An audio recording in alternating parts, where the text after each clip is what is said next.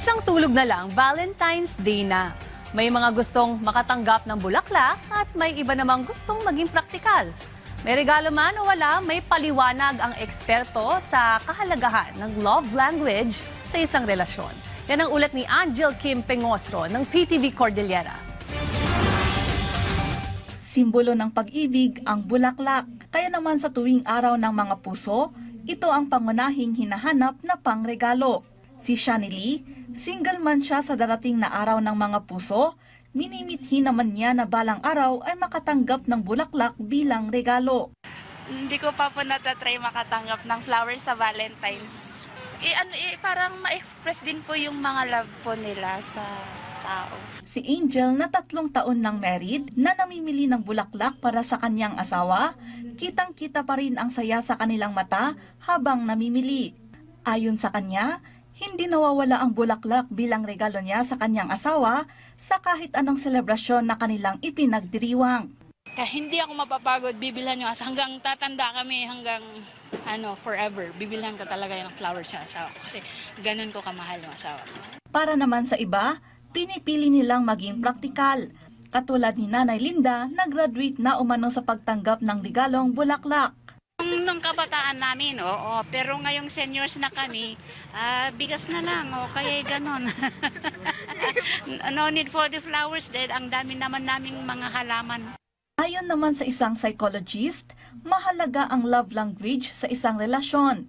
Hindi lang ito na ipapakita tuwing Love Month o Valentine's Day. May ibibigay man na regalo sa mga minamahal o wala, dahil ang pagmamahal ay hindi nasusukat sa mga mahahalagang araw at okasyon. Napakahalaga na maging consistent, no? Big word din. Tapos, intentional. So, hindi lang tuwing February, Feb-ibig, ika nga, kundi everyday living. It's important na you show your love intentionally, hindi napipilitan lang. Huwag nating hintayin lang yung special occasion bago tayo magsabi ng I love you, thank you, I appreciate you, I'm proud of you. Kasi itong mga daily affirmations na to builds yung ating emotional security. Samantala, kasabay ng pagtaas ng demand ay ang pagtaas din ng presyo ng bulaklak. Bago ang Valentine's Day, mapapansin na ang pagtaas ng halaga ng mga piraso ng bulaklak. Ang lokal na rosas, nagkakahalaga na ang isang piraso ng 100 pesos. Naglalaro naman sa presyong 150 hanggang 250 pesos ang mga imported na rosas. Ang sunflower naman ay nasa 72 hanggang 100 pesos ang isang piraso. Ang carnation ay 100 pesos at 250 pesos naman ang isang piraso ng sunlight.